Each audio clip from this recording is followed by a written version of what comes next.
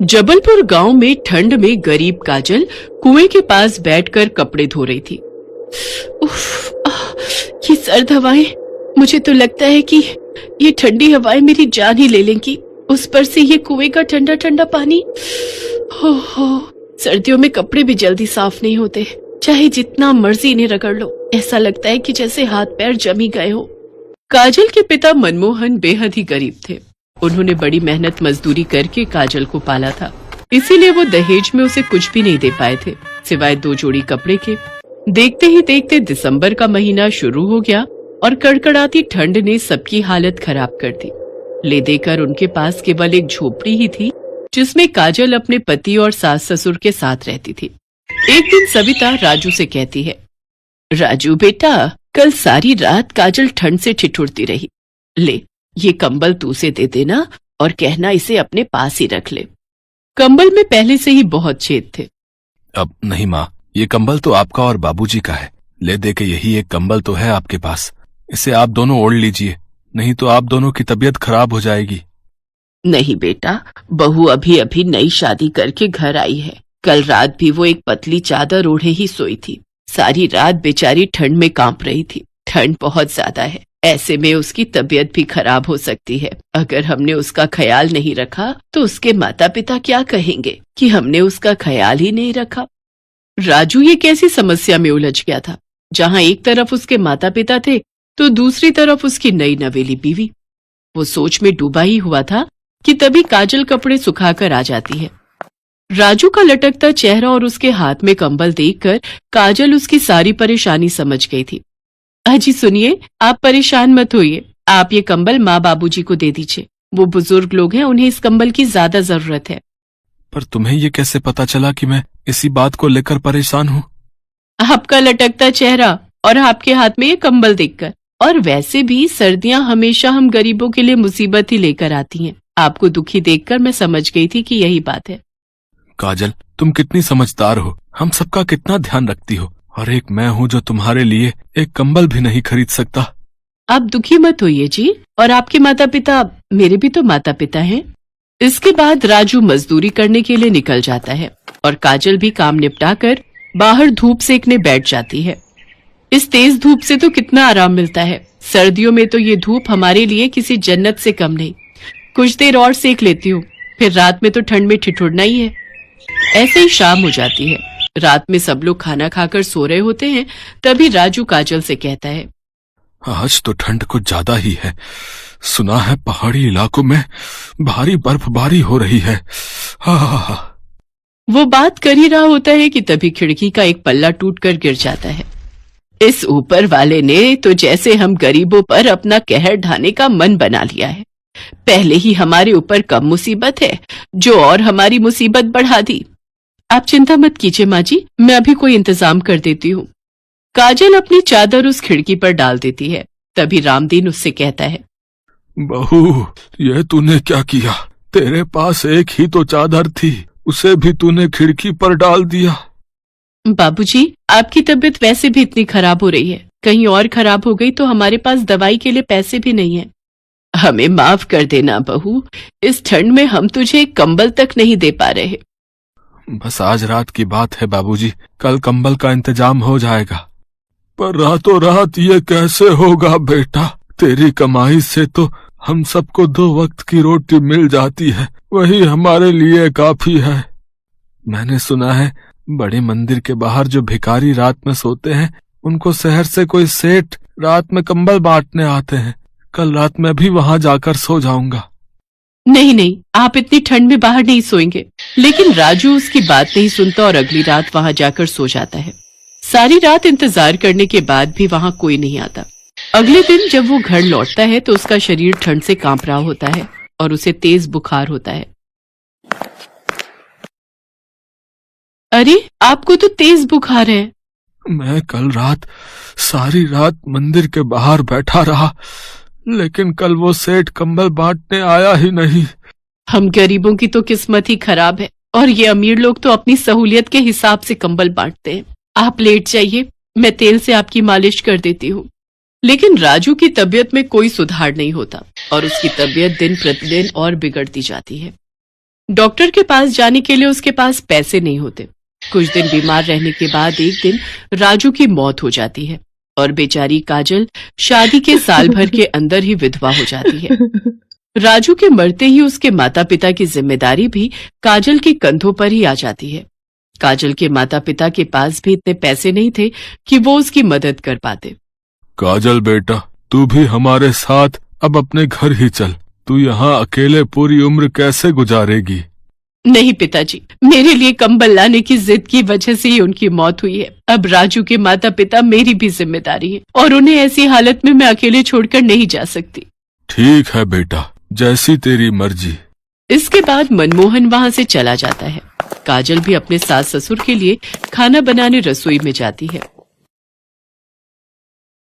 घर में खाने के लिए बहुत कम राशन बचा है।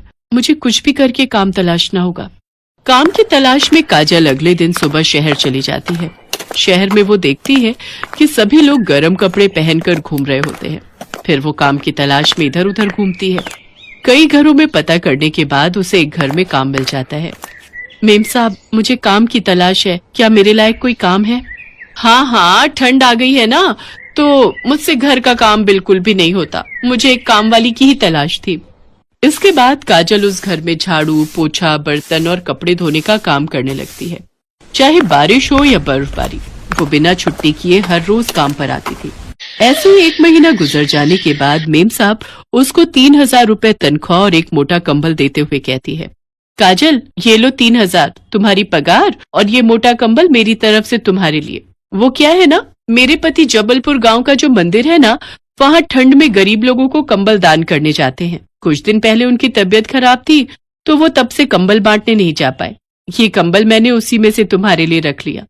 वो कंबल देखकर काजल की आंखों में आंसू आ जाते हैं। क्या हुआ काजल, तुम रो क्यों रही हो?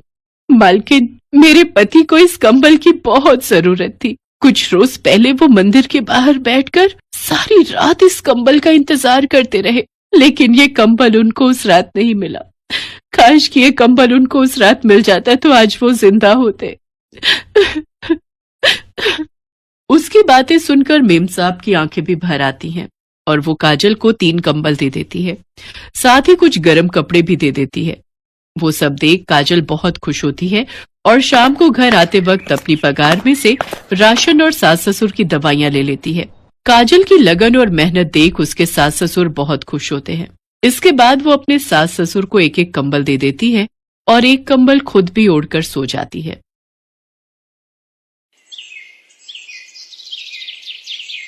पूर्वी अभी स्कूल पहुंची ही थी कि क्लास के बच्चों ने हंसना शुरू कर दिया। पूर्वी, तेरा तो पूरा स्वेटर फटा हुआ है। हाँ पूर्वी, ये देख सारा उधड़ा हुआ स्वेटर। इसमें तेरी ठंड कैसे रुक जाती है?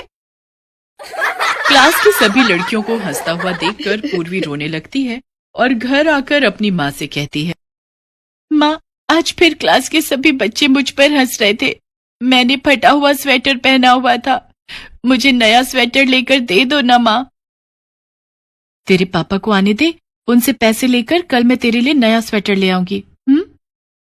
कह तो दिया है, पर पूर्वी के पापा भी कहाँ से पैसे देंगे? कम से कम 400 रुपए का आएगा स्वेटर। मैं सोच रही हूँ मालकिन से ही कुछ पैसे मांग लेती हूँ, वही ठीक रहेगा। पूर्वी की माँ सावित्री एक कोठी में सफाई बर्तन का काम करती थी। वो अपनी मालकिन से उधार के कुछ पैसे मांगती है। क्या हुआ सावित्री, सिर पर क्यों खड़ी है? काम हो गया तो जा और गेट बाहर से बंद करती जाना। मालकिन, वो पूर्वी के लिए स्कूल का नया स्वेटर लाना है। कुछ पैसे उधार मिल जाते तो आप मेरी तनख्वाह में से काट लेना। देख सावित्री, ये रोज रोज का एडवांस मांगना बंद कर। अभी मेरे पास पैसे नहीं है, जा कहीं और से इंतजाम कर। सावित्री को मालकिन ने रुपए देने से मना कर दिया। सावित्री ने पूर्वी को किसी तरह समझाकर वही स्वेटर सिलकर दे दिया और पूर्वी उसी सिले हुए स्वेटर को पहनकर स्कूल चली जाती है। पूर्वी, तू आज फिर वही फटा हुआ स्वेटर पहनकर आ गई और ऊपर से सिला हुआ।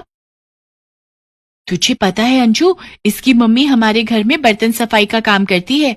कल इसकी मम्मी मेरी मॉम से नया स्वेटर खरीदने के लिए पैसे मांग रही थी, पर मॉम ने मना कर दिया। मेरी मॉम बता रही थी कि ये लोग जो गरीब होते हैं इन्हें हमारे स्कूल में एक फॉर्म भर के एडमिशन मिल जाता है, जिसकी वजह से ये इतने बड़े स्कूल में पढ़ पाते हैं, वरना इनके पास तो इतने पैसे भी नहीं है कि हमारे जैसे बड़े स्कूल में पढ़ सकें। चल आइसक्रीम खाते हैं। भैया 2 बर्फ वाली ऑरेंज आइसक्रीम देना। अरे रुको भैया, पूर्वी आजा, तुझे भी आइसक्रीम खिलाती हूँ। तेरे पास तो पैसे होंगे नहीं। नहीं, मैं ठंड में आइसक्रीम नहीं खाती। माँ कहती है ठंड में आइसक्रीम खाने से बीमार पड़ जाते हैं। ओह नो, कितनी गंवार है ये पूर्वी। सलोनी और अंजू दोनों आइसक्रीम खाकर घर पहुंचते हैं, पर सलोनी की आइसक्रीम खाने से तबीयत बिगड़ जाती है। वो इसलिए क्योंकि सलोनी घर आकर फ्रिज में रखी ठंडी कोल्ड ड्रिंक भी पी लेती है और उसकी तबीयत बिगड़ जाती है। अगले दिन सलोनी को ठंड लगने के साथ तेज बुखार हो जाता है। सलोनी सिर के दर्द से रोने लगती है। तभी सावित्री काम करने आ जाती है। क्या हुआ मालकिन, सलोनी बिटिया रो क्यों रही है? आज स्कूल भी नहीं गई बिटिया, सब ठीक तो है? सलोनी को मौसम का बुखार हो गया है, इसे ठंड लग गई है। डॉक्टर ने आराम करने के लिए बोला है, दवाई भी दे चुकी हूं पर इसके सिर में दर्द ही नहीं जा रहा। मालकिन, यदि आप मेरी बात मानो तो सलोनी बिटिया को शहद खिलाओ और अदरक और तुलसी वाली चाय भी पिलाओ, उससे ठंड बहुत जल्दी दूर होती है। अगर आप कहो तो मैं बिटिया के लिए अदरक तुलसी वाला काढ़ा बनाकर देती हूँ, आप इन्हें वो पिलाओ। ठीक है सावित्री, तुम काढ़ा बना दो, मुझे तो ये सब आता नहीं है, पर तुलसी तो घर में है नहीं। कोई बात नहीं मालकिन, मैं पीछे वाले मंदिर के बगीचे से ले आती हूँ। सावित्री मंदिर से तुलसी लाकर सलोनी के लिए काढ़ा बनाती है। उसे पीकर सलोनी को बहुत आराम मिलता है। कुछ दिन तक सावित्री सलोनी की मम्मी को ठंड से बचने के लिए काफी चीजों के बारे में बताती है, जिससे सलोनी की तबीयत में सुधार आता है। मॉम, मेरे स्कूल की पूरी 1 हफ्ते की छुट्टियां हो गई। मेरा बहुत सारा क्लास वर्क रह गया होगा, मैं कैसे पूरा करूंगी? मालकिन, अगर आपको बुरा ना लगे तो पूर्वी सलोनी बिटिया के स्कूल के काम में मदद कर देगी। वो सलोनी बिटिया की कक्षा में ही पढ़ती है। मालकिन हाँ में सिर हिला देती है। सावित्री पूर्वी को स्कूल से सीधा वहीं ले आती है। पूर्वी का फटा पुराना उधड़ा सिला स्वेटर देख मालकिन बहुत शर्मिंदा थी। कितने अच्छे हैं ये लोग। सावित्री ने मुझसे पूर्वी के स्वेटर के लिए पैसे मांगे थे, पर मैंने उस दिन मना कर दिया था। सचमुच पूर्वी का स्वेटर कितना फटा हुआ है। पूर्वी की मदद से सलोनी का स्कूल का सारा काम पूरा हो जाता है और फिर एक शाम। सावित्री, अभी कुछ दिन पहले तुमने मुझसे पूर्वी के स्कूल स्वेटर के लिए पैसे मांगे थे, पर मैंने तुम्हें मना कर दिया था, पर वो मेरी गलती थी। मैंने तुम्हारी मजबूरी को नहीं समझा, पर तुमने हमारी इतनी मदद की।